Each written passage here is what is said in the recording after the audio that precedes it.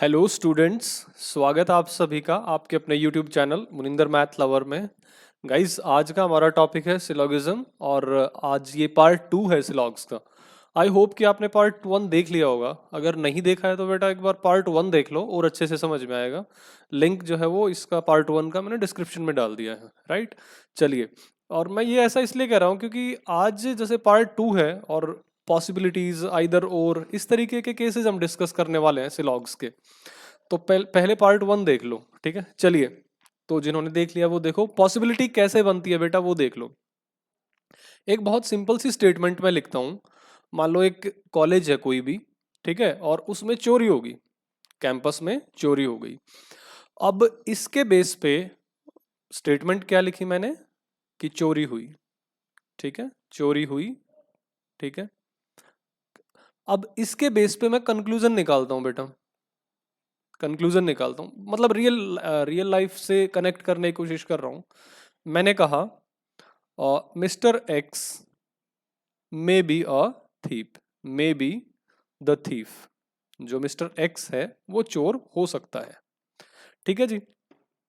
दूसरा मैं लिखता हूं mister x may not be, may not be the thief, the thief. या हिंदी में मैं इसको ऐसे कह सकता हूं कि मिस्टर एक्स के चोर ना होने की, चोर ना होने की संभावना है, न होने की संभावना है।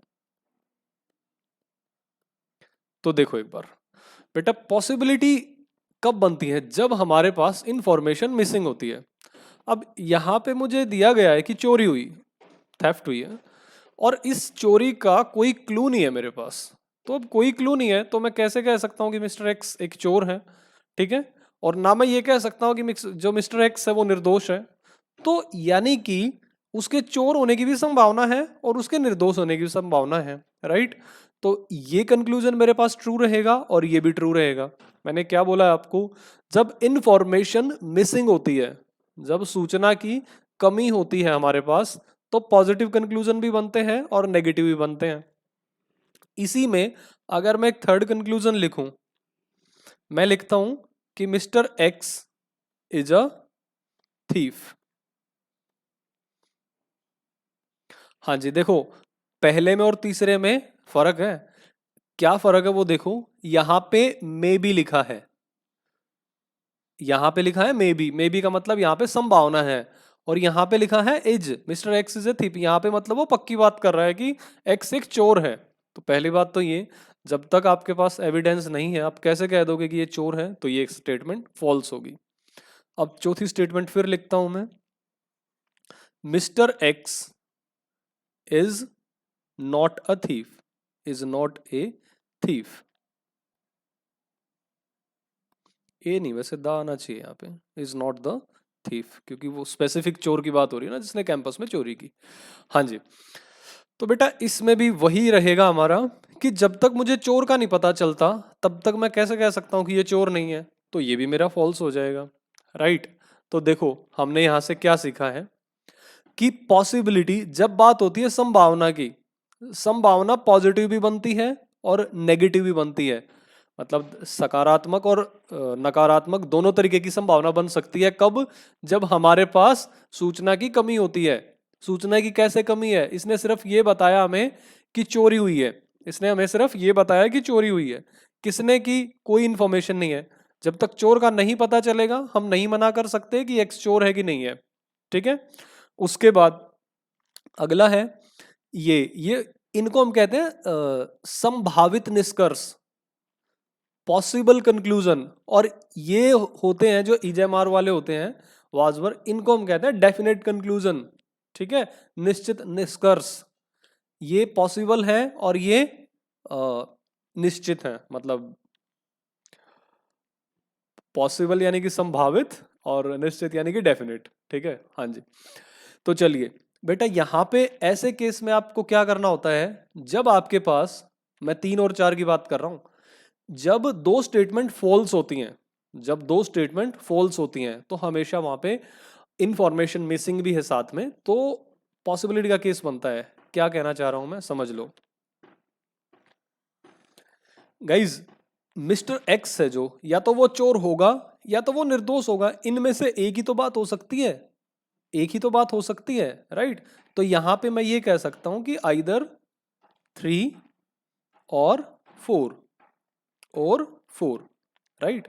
ये वही तो बात होगी कि मैं किसी आदमी को देख के ये कहूं कि भाई ये एक इंस्पेक्टर है, ठीक है, अब मुझे उसके बारे में कुछ नहीं पता। दूसरी स्टेटमेंट में कहूं कि ये इंस्पेक्टर नहीं है, तो इनमें से एक ही तो सच हो सकती है, या तो वो इंस्पेक्टर होगा या वो नहीं होगा, सिंपल सी बात है, राइट। चलिए अब इसको क्वेश्चंस जैसे आते हैं वैसे ही वेन डायग्राम के साथ कनेक्ट करके दिखाता हूं। देखो बेटा, मान लो मेरे पास हैं ये दो statement, some A are B some B are C. कुछ बी जो है वो सी है, अच्छा सम ए आर बी, पहले एक ए को बी के साथ बना लो, सम ए आर बी, कुछ ए जो है वो बी है, सम बी आर सी, कुछ बी जो है वो सी है, ठीक है जी। Some A are B some B are C, diagram बनाया मैंने। उसके बाद ये कंक्लूजन है पहले वाला, सम ए आर सी। बेटा देखो ए और सी के बीच में क्या रिलेशन हमें नहीं पता, तो ये बात हो गई फॉल्स।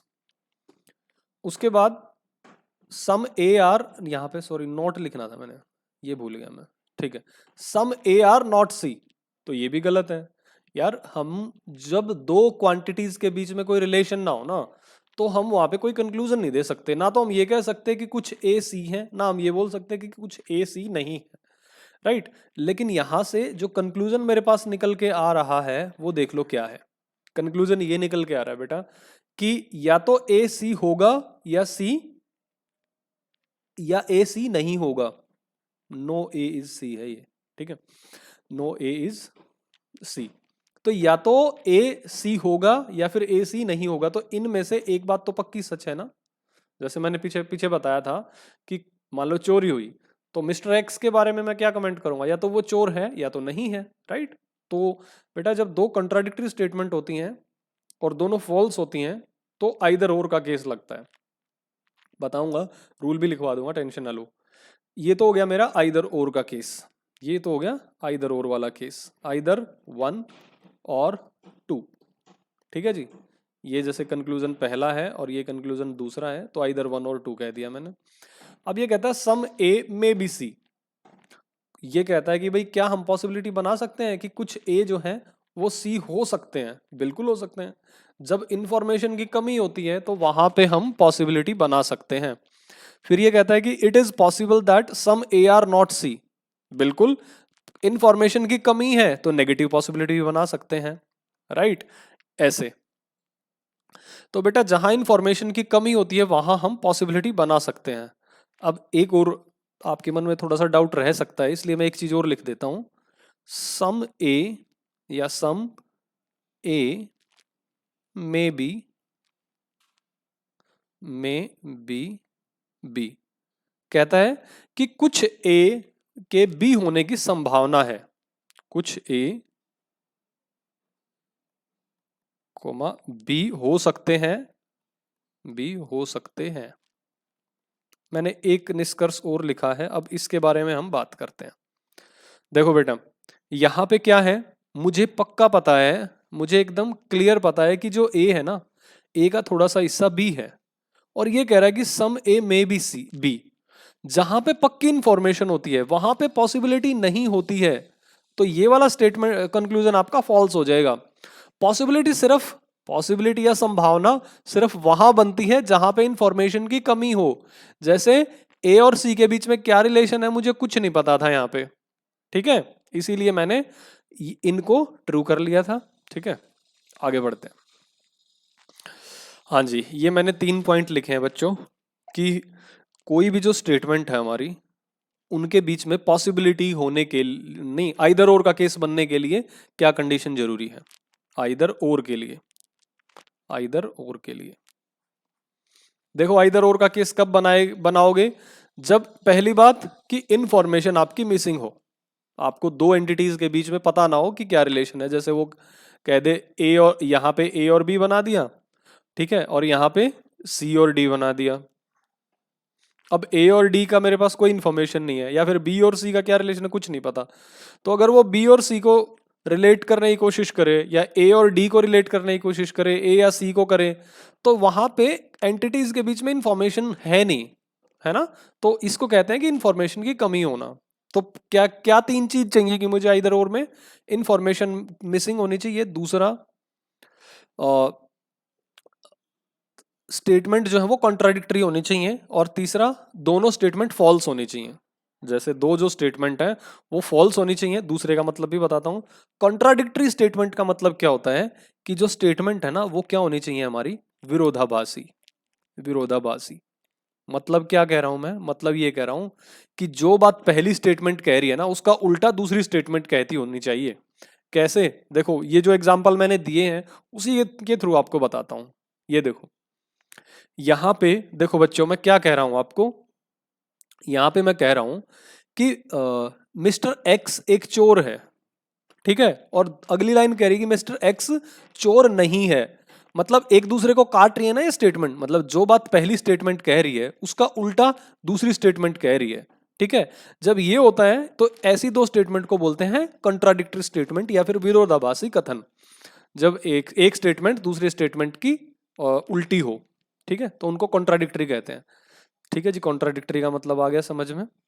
यहां पे भी तो मैंने यही लिखा है, सम ए आर सी, अरे अरे सॉरी, यहां पे भी तो यही लिखा है कि सम ए आर सी और नो ए इज सी। तो कंट्राडिक्टरी होगी ना ये, कि जो बात पहली स्टेटमेंट कह रही है उसकी उल्टी दूसरी स्टेटमेंट कह रही है। पहली कह रही है कि ए सी है, दूसरी स्टेटमेंट कह रही है कि ए सी नहीं है, ठीक है। हाँ जी, तो ये हमारा दूसरा पॉइंट क्लियर हो गया। कॉन्ट्राडिक्टरी स्टेटमेंट होनी चाहिए और दोनों फॉल्स होनी चाहिए और इन्फॉर्मेशन मिसिंग होनी चाहिए, तब आपका क्या होता है, आइदर और का केस लगता है, ठीक है। ये होता है हमारे पास। अब इनमें अगर ये नहीं है कि कोई कोई दो केस फॉलो हो गए तो आप आइदर और बना दोगे, नहीं, तीनों चीज होनी चाहिए। इन्फॉर्मेशन मिसिंग होगी, कॉन्ट्राडिक्टरी स्टेटमेंट होंगी और दोनों फॉल्स होंगी, तो आपका आइदर और का केस बनेगा। चलो समझते हैं बेटा, क्वेश्चंस के थ्रू समझते हैं। देखिए, सबसे पहला क्वेश्चन हमारे पास गाइस, क्या है क्वेश्चन, ये कहता है कि भाई कुछ बेंच डेस्क हैं, कुछ बेंच जो है वो हमारे डेस्क हैं। बना लेते हैं, some benches are desk, some benches are desk. कुछ बेंच डेस्क है, बेंच को बी से बनाया और डेस्क को डी से, some benches are desk. Some desk are road, some desk are road, some desk are road. अब रोड को आर से बना लिया, ठीक है जी। तो ये बच्चों हो गया इसका वेन डायग्राम। अब इसके चलते हैं निष्कर्ष पे। पहली बात ये क्या कहता है, सम बेंचेस आर रोड। क्या बेंच के बीच में और रोड के बीच में कोई रिलेशन है, जी बिल्कुल भी रिलेशन नहीं है। इसका मतलब मैं क्या कहूंगा कि पहली स्टेटमेंट मेरी फॉल्स है। उसके बाद, नो बेंच इज रोड, कोई भी बेंच आपका रोड नहीं है। आपको दिखने में लग रहा है ये कि बेंच रोड नहीं है, लेकिन बेटा आप इसको फॉल्स इसलिए नहीं कहोगे कि ये दूर दूर है, आप इसको फॉल्स इसलिए कहोगे कि मुझे रिलेशन नहीं पता इनके बीच में, ठीक है।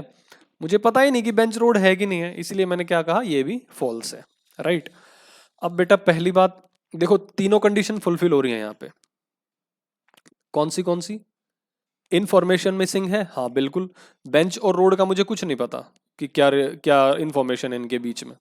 दूसरी बात, क्या दोनों स्टेटमेंट फॉल्स हैं, हाँ जी दोनों फॉल्स हैं। तीसरी बात, अच्छा इसको जल्दबाजी में कभी भी ये डी वाला मत कह देना कि नाइदर वन नॉर टू, पहले आप आइदर वाला चेक करना। हाँ जी, तीसरी स्टेटमेंट कि पहला कंक्लूजन कह रहा है कि कुछ बेंच रोड है, दूसरा कह रहा है कि कोई भी बेंच रोड नहीं है। हो गए कंट्राडिक्टरी, विरोधाभासी, मतलब एक दूसरे की बात को काट रहे हैं, ठीक है। अब तीनों अगर फॉलो हो गए तो आपका आंसर क्या होगा, आइदर वन और टू, आइदर कंक्लूजन वन और टू। तो यहां पे मेरा बना आइदर और का केस। आई होप कि क्लियर हो गया होगा। आगे बढ़ते हैं, नेक्स्ट क्वेश्चन देखिए क्या कहता है। अब बेटा पिछली वीडियो की तरह ही मैंने क्या करा कि ये जो पार्ट है ना मेरा, जैसे ये वाला जो पार्ट है, either one follows two follows, अब इसको मैं हर क्वेश्चन में नहीं लिखूंगा, बस डायरेक्ट आंसर बताता चलूंगा, ठीक है। मैं क्या लिखूंगा, सिर्फ स्टेटमेंट लिखूंगा और कंक्लूजन लिखूंगा, कथन और निष्कर्ष खाली। चलो जी, अब पहला है सम स्पून्स आर बाउल, कुछ चम्मच कटोरे हैं, बना लो जी चम्मच और कटोरे। ये है कुछ आपकी स्पून है जो, वो क्या है, वो है bowl. Some spoons are bowl, ठीक है। All the bowls are knife, सभी कटोरे क्या है, चाकू हैं। ये लो जी, जितने भी कटोरे हैं ना, ये जितने भी बाउल्स हैं, कटोरे हैं, ये क्या है मेरे पास, नाइफ है, चाकू है। No knife is a fork, कोई भी चाकू कांटा नहीं है। No knife is a fork, कोई भी चाकू कांटा नहीं है। तो नाइफ और फोर्क के बीच में, यानी कि कांटे के बीच में कोई रिलेशन आपका नहीं है। फोर्क को मैंने एफ लिख दिया, ठीक है जी, और ये इसके बीच में क्रॉस लगा दिया। चलो जी पहली स्टेटमेंट पढ़ते हैं बेटा, क्या कहता है, some spoon are not fork, no bowl is fork. देखो पहली बात तो ये, जब ये कहता है कि some spoon are not fork, बेटा स्पून का जो ये वाला हिस्सा है ना, स्पून का जो ये वाला हिस्सा है, स्पून का ये वाला हिस्सा, ये किस में आ गया, ये आपका आ रहा है नाइफ के अंदर। स्पून का ये हिस्सा कहाँ है आपका, नाइफ के अंदर। और मैंने आपको बताया कि जो नाइफ में आ गया, मतलब नाइफ का मतलब क्या है कि जो इस वाले पार्ट में आ गया मेरा, देखो इस पार्ट में जो भी आ गया, इस वाले घेरे में जो भी आ गया, ये वाले घेरे में, इस बाउंड्री के अंदर अंदर जो भी आ गया बेटा, वो कभी भी आपका फोक यानी कि कांटा नहीं हो सकता। और क्योंकि क्योंकि चम्मच का ये वाला जो हिस्सा है, स्पून का ये वाला जो पार्ट है, वो इस घेरे में आ रहा है, तो वो वाला जो पार्ट है स्पून का, वो कभी फोक हो नहीं सकता, राइट। इसीलिए ये वाला मेरा ट्रू हो गया, क्योंकि थोड़े से जो सम स्पून्स आर बाउल, और बाउल क्योंकि वो नाइफ हो रहा था, तो इसीलिए स्पून का ये पार्ट इसमें आ रहा है मेरा नाइफ में, और नाइफ कभी फोक है नहीं, तो इसलिए इस पार्ट की वजह से मैंने बोल दिया कि ये ट्रू है। अगला point, no bowl is a fork, कोई कटोरा कांटा नहीं है। अगर आपको ध्यान हो बेटा, तो मैंने बताया था कि पिछले उसमें एग्जाम्पल लिया था कि जैसे अगर भारत की पाकिस्तान के साथ दुश्मनी है, तो पंजाब की तो पाकिस्तान के साथ दुश्मनी होगी ही होगी, क्योंकि पंजाब जो है वो छोटा सा पार्ट है भारत का। तो वैसे ही, तो बच्चों बिल्कुल वैसे ही, जो बाउल है मेरा, वो एक छोटा सा पार्ट है नाइफ का। कटोरा जो है वो चाकू का एक छोटा सा पार्ट है, ठीक है। तो जो काम चाकू के साथ होगा वही काम कटोरे के साथ भी होगा, यानी कि बाउल के साथ भी होगा। तो अगर नाइफ आपका फोक नहीं है, तो बाउल भी आपका फोक नहीं होगा, इसीलिए स्टेटमेंट नंबर 2 भी आपका ट्रू हो जाएगा। तो मैं क्या कहूंगा, both follows, both 1 and 2 follows. Next question की ओर बढ़ते हैं। हाँ जी, ये देखिए, इसमें वो क्या कहता है कि all the schools are lions, जितने भी स्कूल हैं आपके, all the schools are lion, वो है आपके लॉयन। अगला, सम बर्ड्स आर स्कूल, कुछ, देखो क्योंकि सारे स्कूल लॉयन थे, यानी कि जितने भी स्कूल थे वो शेर थे, तो स्कूल को मैंने शेर के अंदर बनाया। अगली बात क्या कहता है, सम बर्ड्स आर स्कूल, कुछ पक्षी स्कूल हैं। तो स्कूल बर्ड्स को मैं बी से दिखाता हूँ, और स्कूल में इसको ऐसे ओवरलैप कराना पड़ेगा मुझे। कुछ बर्ड जो हैं हमारे वो स्कूल हैं, स्कूल हैं तो बाय डिफॉल्ट शेर भी होंगे, लॉयन भी होंगे। All the pencils are lion, इसका मतलब क्या है कि जो पेंसिल है वो भी लॉयन के अंदर आएंगी। ये लो जी, all the pencils are lion, ठीक है। अब कुछ बच्चे कहेंगे, हालांकि मैंने पिछली वीडियो में क्लियर कर दिया था कि सर पेंसिल को इधर क्यों नहीं बना रहे, नहीं नहीं, वो तो एक स्पेशल केस हो जाएगा ना, मुझे हर डायग्राम जनरलाइज करके चलना है, ठीक है। हाँ जी, तो ये क्या कहता है, अब यहाँ पे देखो, no pencil is bird, no pencil is bird. पहली तो बात ये फॉल्स है, कि क्योंकि पेंसिल और बर्ड के बीच में कोई रिलेशन यहाँ दिख नहीं रहा है, इसलिए मैंने फॉल्स कर दिया, ठीक है। दूसरी बात, आप इसको ऐसे भी काट सकते थे, अगर आपको ध्यान हो, मैं दोबारा याद दिलाऊंगा कि ये सारी की सारी जो स्टेटमेंट्स हैं वो है पॉजिटिव, और ये स्टेटमेंट है नेगेटिव। कल बताया था, मतलब पिछली वीडियो में, कि पॉजिटिव स्टेटमेंट से नेगेटिव कंक्लूजन नहीं निकलता, और नेगेटिव स्टेटमेंट से पॉजिटिव कंक्लूजन नहीं निकलता। तो बिना पढ़े भी काट सकते थे पहले को तो आप, ठीक है। अगली बात, सम पेंसिल आर बर्ड, कुछ पेंसिल बर्ड है, नहीं पेंसिल और बर्ड में कोई रिलेशन नहीं है, तो मैंने क्या करा, इसको काट दिया। अब बेटा इसको नाइदर वन नोर टू मत कहना, अगर आप ध्यान से देखो तो तीनों कंडीशन फॉलो हो रही है मेरी। क्या? कि पेंसिल के बीच में और बर्ड के बीच में कोई रिलेशन नहीं है, हाँ जी बिल्कुल कोई रिलेशन नहीं है। दोनों स्टेटमेंट फॉल्स हैं, हाँ जी फॉल्स भी हैं। दोनों स्टेटमेंट एक दूसरे की कंट्राडिक्टरी हैं, दोनों कंक्लूजन है जो वो एक दूसरे की कंट्राडिक्टरी हैं। पहली कह रही है कि पेंसिल बर्ड है और दूसरी कह रही है कि पेंसिल बर्ड है ही नहीं, तो ये भी फॉलो हो गया। इसका मतलब क्या हुआ कि हमारा आंसर क्या होगा, आइदर कंक्लूजन वन और टू। भाई या तो पेंसिल बर्ड होगा या पेंसिल बर्ड नहीं होगा, बहुत सिंपल सी बात है।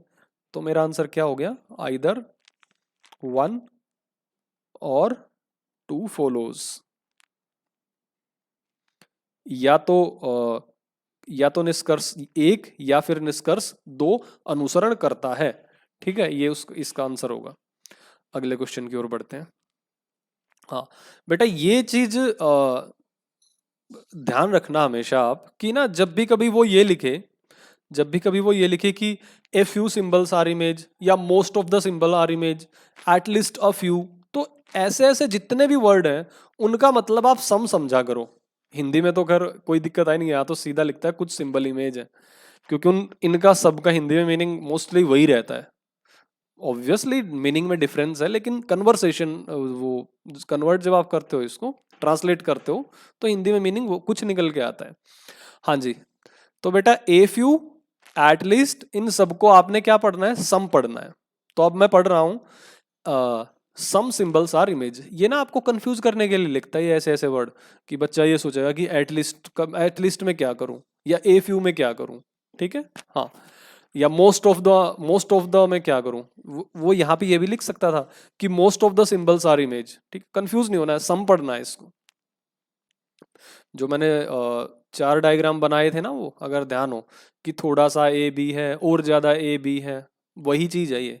चलो, तो ये क्या कहता है कि सम सिंबल्स आर इमेज, कुछ जो सिंबल है हमारे वो है जी इमेज,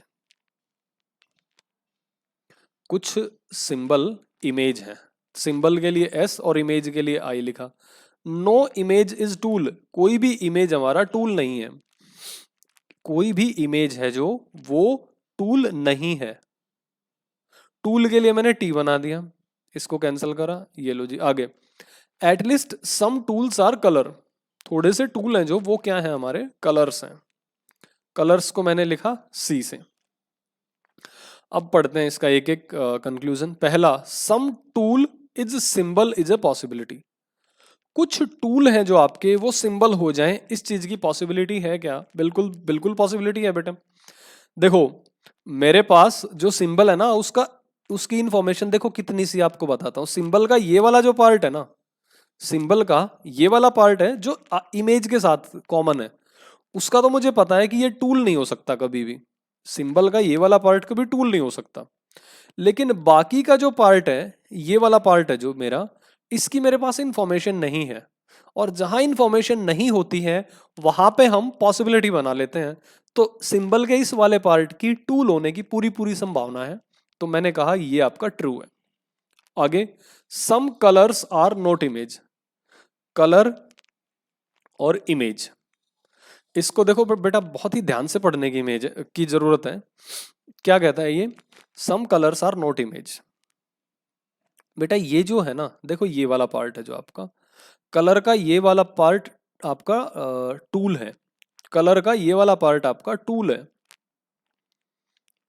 इसको और भी मैं शेडेड कर देता हूं। कलर का ये वाला पार्ट आपका क्या है, टूल है। ठीक है, और क्या है, और ये है कि जो भी टूल में आ गया, जो भी आपका टूल में आ गया, यानी कि इस घेरे में जो भी आ गया, वो कभी भी आपका इमेज नहीं हो सकता जी, वो आपका कभी भी इमेज नहीं हो सकता। राइट, अब बेटा आप ये देखो कि ये वाला जो हिस्सा है, क्योंकि कोई भी टूल इमेज नहीं है, तो कलर का ये वाला जो हिस्सा है ये भी इमेज नहीं हो सकता आपका। ठीक है, तो इसीलिए मैंने कहा कि some colour is not image, ये आपका ट्रू हो जाएगा।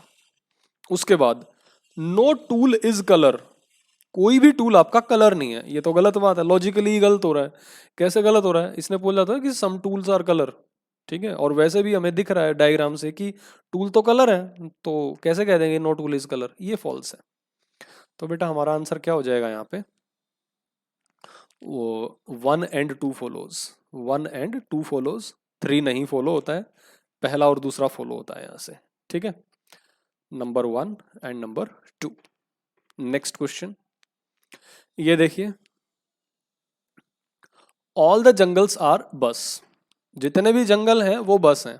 बना लो जंगल का और बस का, जितने भी जंगल हैं सभी जंगल हमारे बस हैं। ये लो जी। उसके बाद सम बसेस आर सॉल्ट, कुछ बस हैं हमारी सॉल्ट, एस। नो बस इज बुक, अरे यार 2 बार भी आ जाएगा ना, तो इसीलिए इस एक वाले बी को मैं बुक ही लिख लेता हूं पूरा, और इसको भी बस ही लिख लो, कंफ्यूजन नहीं होनी चाहिए। एग्जाम में आप बी एस या बी के लिख लेना अपने हिसाब से। ठीक है, चलो, ये कहता है कि सम जंगल इज बुक, भाई कुछ जंगल, some jungle is book is a possibility. देखो बेटा यहां पे एकदम गड़बड़ गलत बात कर रहा है वो, क्या कि मुझे पता है कि बस कभी बुक हो नहीं सकता, मतलब इंडिया कभी पाकिस्तान के साथ मान लो दोस्ती कर नहीं सकता, तो हरियाणा वाला कैसे दोस्ती कर लेगा, सिंपल सी बात है। यानी अगर बस आपका बुक नहीं हो सकता तो जंगल तो कभी बुक होगा ही नहीं, क्योंकि जंगल क्या है, बस का बच्चा। जंगल क्या है, बस का बच्चा। जंगल क्योंकि बस के अंदर ही तो है, बस का एक छोटा सा हिस्सा है जंगल, तो इसलिए मैं क्या कहूंगा कि ये पॉसिबिलिटी नहीं हो सकती। ठीक है, ये कंफ्यूजन मत रहना कि पॉसिबिलिटी हर जगह बनती, नहीं, जहां पक्की इंफॉर्मेशन होती है वहां पॉसिबिलिटी नहीं बनती है, ध्यान रखना। चलो, some salt is not book, देखो बेटा वही बात है कि जो भी इस घेरे में आ गया, बस के घेरे में जो भी आ गया वो कभी भी मेरा बुक नहीं हो सकता। और जो हमारा साल्ट है, ध्यान देना बच्चे, जो हमारा साल्ट है उसका ये वाला जो हिस्सा है ना वो बुक के साथ कॉमन है, यानी कि साल्ट का ये वाला हिस्सा कभी भी बुक नहीं हो सकता, यानी कि कुछ साल्ट ऐसा है जो बुक नहीं होगा, इसीलिए ये वाला कंक्लूजन आपका ट्रू है। आगे पढ़ो, सम बस is book is a possibility, कुछ बस बुक हो जाए ऐसी पॉसिबिलिटी है। कैसे हो जाएगा, इसने लिखा तो है कि कोई भी बस बुक नहीं है, और वैसे भी हमने डायग्राम से ही बना रखा है कि कोई भी बस बुक नहीं है। ये हो गया। नेक्स्ट है सम साल्ट इज बस, कुछ साल्ट है जो आपके वो बस है। हाँ ये सही बात है, ये आपका ठीक बात है। तो गाइस यहाँ पे जो मेरा आंसर होगा वो क्या है, ओनली 2 and 4 फॉलोज, केवल निष्कर्ष नंबर 2 और 4 अनुसरण करता है। ठीक है, नंबर 2 और नंबर 4 ये 2 आपके ट्रू हैं, और पहला और तीसरा आपका फॉल्स है। ठीक है, आगे बढ़ते हैं नेक्स्ट क्वेश्चन की ओर। देखो बेटा ये क्या कहता है, इसमें ये कहता है कि सम रेड आर ब्लू, कुछ लाल जो है वो नीले हैं। सम रेड आर ब्लू, कुछ लाल जो है वो आपके क्या है, नीले हैं। रेड के लिए आर बना दिया और ब्लू के लिए बना दिया मैंने बी, ब्लू के लिए बना दिया मैंने B. Some blue are grey, कुछ ब्लू आपके क्या हैं, कुछ ब्लू हैं आपके ग्रे। अच्छा जी, all the grey are white, जितने भी आपके ग्रे हैं वो है आपके वाइट, जितने भी आपके ग्रे हैं वो है आपके वाइट। आगे पढ़ो, no white is black, no white is black. अब ना ये ब्लैक पूरा लिख लेता हूं, ब्लैक पूरा लिख लेता हूं, और इसको भी मैं, एक सेकंड रुको, ब्लू, ताकि कंफ्यूजन ना हो आपको, तो मैं ना पूरा ही लिख लेता हूं इसको ब्लू, BLUE। ठीक है, ब्लू। चलो जी, अब पढ़ते हैं बेटा एक एक स्टेटमेंट को। पहला statement, no black is grey, कोई भी ब्लैक जो है वो ग्रे नहीं है, कोई भी ब्लैक ग्रे नहीं है। बिल्कुल सच बात बोली है इसने, ये निष्कर्ष एकदम सही है, क्योंकि ब्लैक अगर व्हाइट नहीं है और व्हाइट का एक छोटा सा हिस्सा है ग्रे, तो ब्लैक और ग्रे में भी यही रिलेशन होगा, नो वाला नेगेटिव रिलेशन होगा। कंक्लूजन नंबर 1 फॉलो हो गया। अगली बात, सम ब्लू आर व्हाइट, क्या बोलता है बेटा कि कुछ ब्लू है आपके वाइट हैं, है तो सही, ये ब्लू आपके वाइट हैं, ये वाला हिस्सा कॉमन है, मतलब ये आपका ट्रू हो गया। आगे सम ब्लैक आर रेड। बच्चों यहां पे आप ध्यान से देखो कि रेड में और ब्लैक में क्या कोई रिलेशन है क्या? नहीं यार, ब्लैक तो व्हाइट तक ही सीमित है, व्हाइट और ग्रे तक, या फिर थोड़ा सा पार्ट ब्लू के साथ कॉमन है, रेड के साथ तो कोई रिलेशन ही नहीं है ब्लैक का। तो मैं क्या कहूंगा कि ये मेरा फॉल्स है। और नो ब्लैक इज रेड, हाँ इंफॉर्मेशन मिसिंग है तो ये भी फॉल्स है।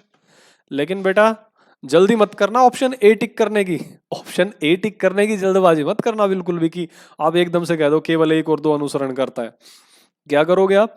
अब मैं ध्यान से पढ़ूंगा इस स्टेटमेंट को। कैसे? तीसरी और चौथी को, some black are red, no black is red, कि देखो यहां कह रहा है कि ब्लैक जो है वो रेड है, यानी कि जो ब्लैक है वो काला जो है वो लाल है, और यहाँ कह रहा है कि काला लाल नहीं है, ब्लैक जो है वो रेड नहीं है। स्टेटमेंट होगी कंट्राडिक्टरी, कंट्राडिक्टरी होगी तो 3 और 4 के बीच में क्या बनेगा? आइदर का केस बनेगा। और 1 और 2 पक्के फॉलो हो रहे हैं और 3 और 4 के बीच में आइदर का केस बनेगा। पढ़ लो इसको तीसरे नंबर वाले को, केवल 1 तथा 2 और या तो 3 या 4 फॉलो अनुसरण करते हैं। और हिंदी में, इंग्लिश में sorry, only 1 and 2 and either 3 और 4 follows, only 1 and 2 and either 3, 4 follows, 1, 2। ठीक है, ये 2 मिसिंग हो गया था गलती से। ठीक है, चलिए जी, ऑप्शन सी आपका आंसर है यहाँ से। Next question, all the baskets are marble, all the baskets are marble. इसमें ना बेटा एक काम किया करो आप, जैसे अभी तो रिकॉर्डिंग चल रही है, एक बार आपका आपका एक लेवल आ चुका होगा तो पॉज करके एक बार खुद सॉल्व करने की कोशिश किया करो। ठीक है, चलो लिखता हूं, all the basket are marble. जितनी भी आपकी बास्केट हैं वो क्या है? All the baskets are marble, वो है आपका मार्बल। ये लो जी। उसके बाद है सम मार्बल्स आर स्टिक, कुछ मार्बल क्या है? स्टिक है। और कोई भी स्टिक आपका गार्डन नहीं है, कोई भी स्टिक आपका गार्डन नहीं है। ठीक है जी। अब सुनो, सम गार्डन आर बास्केट, कुछ गार्डन आपके बास्केट हैं। नहीं जी, गलत है ये तो। कुछ गार्डन बास्केट है नहीं। देखो सभी टोकरियां मार्बल हैं, सभी टोकरियों के लिए बी बनाया, मार्बल के लिए एम बनाया। कुछ मार्बल स्टिक हैं, कुछ मार्बल स्टिक हैं, और कोई भी स्टिक गार्डन नहीं है, कोई भी स्टिक आपका गार्डन नहीं है। ठीक है, अब देखो, सम गार्डन्स आर बास्केट, कुछ गार्डन आपके बास्केट हैं। बेटा गार्डन और बास्केट के बीच में कोई रिलेशन नहीं है, तो मैंने इसको गलत कह दिया। उसके बाद वैसे ना तीसरा पढ़ लो एक बार, दूसरा तो हम पढ़ लेंगे। No garden is basket, no garden is basket, 1 और 3 तो कंट्राडिक्टरी में जा रही हैं, मतलब विरोधाभासी हैं 1 और 3 तो। ठीक है, आइदर का केस बन गया, मतलब यहाँ पे क्या बना आपका? आइदर का केस। अब दूसरे को भी देखो, सम स्टिक्स आर बास्केट, कुछ स्टिक है आपकी बास्केट, नहीं ये फॉलो नहीं करता है, तो मेरा आंसर क्या होगा? आइदर 1 और 3। जो बात पहले स्टेटमेंट में कही जा रही है उसका उल्टा इसमें कहा जा रहा है, इसके तीसरे वाले में। कुछ बगीचा, बगीचा नहीं, गार्डन, गार्डन, टोकरी नहीं है। देखो यहाँ कह रहा है कि कुछ गार्डन बास्केट है, यानी कि टोकरी है, और यहाँ कह रहा है, अरे टोकरी, इसमें कह रहा था कि कुछ गार्डन टोकरी हैं, यहाँ कह रहा है कि कोई भी गार्डन टोकरी नहीं है। तो इसीलिए मैंने कहा या तो पहला अनुसरण करेगा या तीसरा मतलब या तो 1 या 3। ठीक है, आगे, some male are cat, some date are cat, कुछ मेल बिल्लियां हैं और कुछ तिथियां बिल्लियां हैं। सम मेल आर कैट, कुछ मेल हैं जो आपके वो क्या हैं? वो आपके कैट। और all the dates are cat, मतलब डेट जो है वो कहाँ बैठा है? कैट के अंदर बैठा है। ठीक है, अब ये क्या कहता है? सभी तिथियां जो है बिल्लियां हैं, तो बिल्ली के अंदर मैंने तिथि बना दी। All the males being date is a possibility, all the males being date, वो कहता है कि जितनी भी मेल है वो डेट के अंदर आ जाएं। बेटा क्योंकि मेल और डेट के बीच में कोई रिलेशन है नहीं, कोई इंफॉर्मेशन है नहीं मेरे पास। और जहां पे हमारे पास इंफॉर्मेशन नहीं होती है वहां पे क्या होता है, वहां पे पॉसिबिलिटी होती है, मतलब मेल तिथि के अंदर आ सकते, आने की पूरी पूरी संभावना। ये कहना कि तिथि होने की संभावना, हाँ जी बिल्कुल है संभावना। नो डेट इज मेल, नहीं ये तो फॉल्स है। ठीक है, तो यहां पे क्या होगा, only one follows, only one follows. Next है, some friend are enemy, all enemy are black. Some friend are enemy, कुछ दोस्त दुश्मन है, बात तो सही कहता है ये बिल्कुल। कुछ दोस्त दुश्मन है। सम फ्रेंड जो है वो क्या है, enemy. Some friend are enemy, कुछ दोस्त दुश्मन है। All the enemy are black, ये भी बात सही कहता है। नहीं यार, कलर से नहीं कनेक्ट करते, गलत हो जाएगा। सम एनी सभी दुश्मन काले हैं, सभी दुश्मन जो है आपके ब्लैक हैं, काले हैं। Some black are white, some black are white, कुछ ब्लैक हैं जो वो वाइट हैं, कुछ काले जो हैं वो सफेद हैं या वाइट हैं। हाँ जी, अब ये क्या कहता है, इसको पढ़ते हैं। ये कहता है कि जी all friends being black is a possibility, जितने भी फ्रेंड हैं वो आपके ब्लैक हो जाएं, इस चीज की पॉसिबिलिटी है। हाँ है, क्योंकि फ्रेंड के बीच में और ब्लैक के बीच में जो रिलेशन है वो ये है कि थोड़ा सा फ्रेंड आपका ब्लैक है, थोड़ा सा फ्रेंड आपका ब्लैक है। ये वाला फ्रेंड आपका ब्लैक नहीं है या नहीं है, इन्फॉर्मेशन नहीं है। इन्फॉर्मेशन नहीं है तो पॉसिबिलिटी तो बना ही सकता हूं मैं। ठीक है, आगे, all such friends that are not black. अच्छा जी, कैन बी एनिमी। ये क्या कहता है, ध्यान से सुनना बेटा, कि एक बार कलर चेंज करने दो मुझे।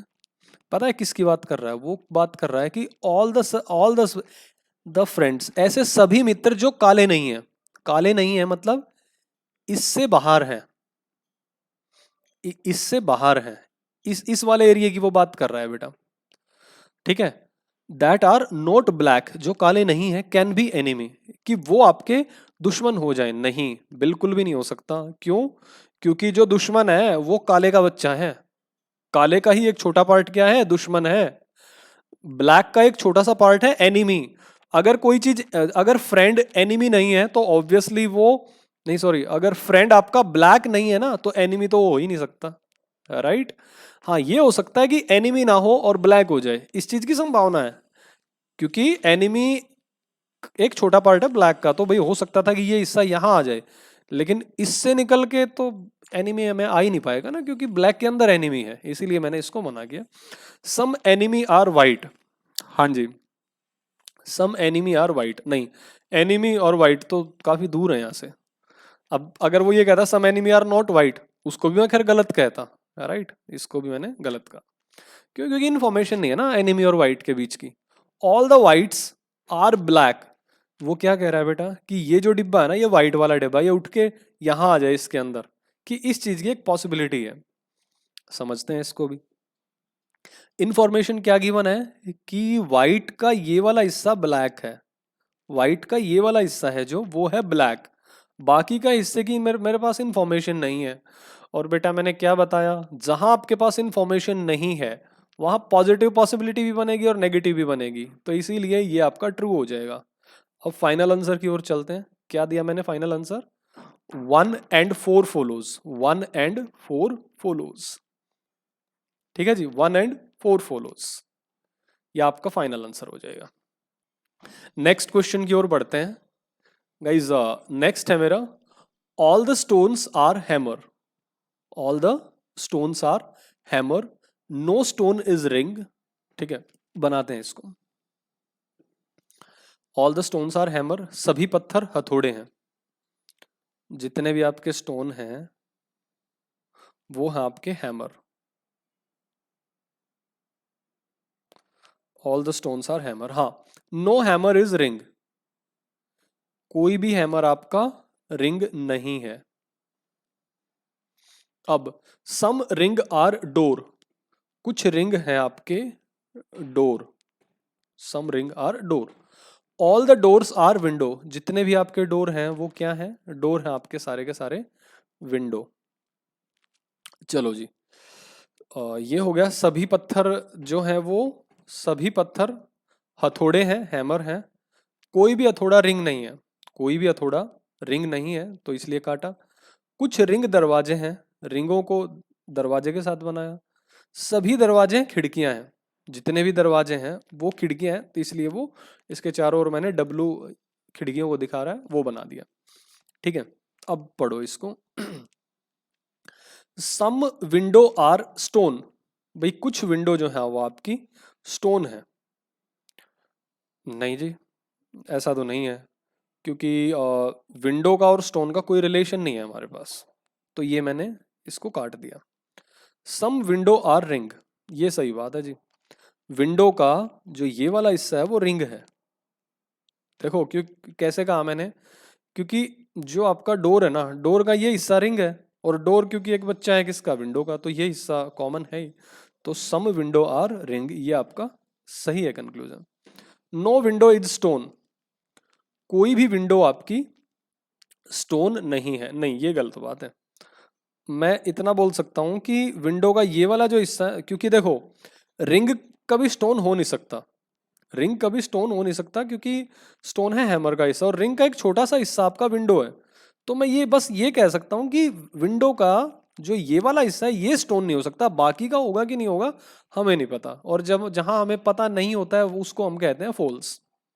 तीसरा आपका हो गया फॉल्स। चौथा, some rings are stone, some ring are stone.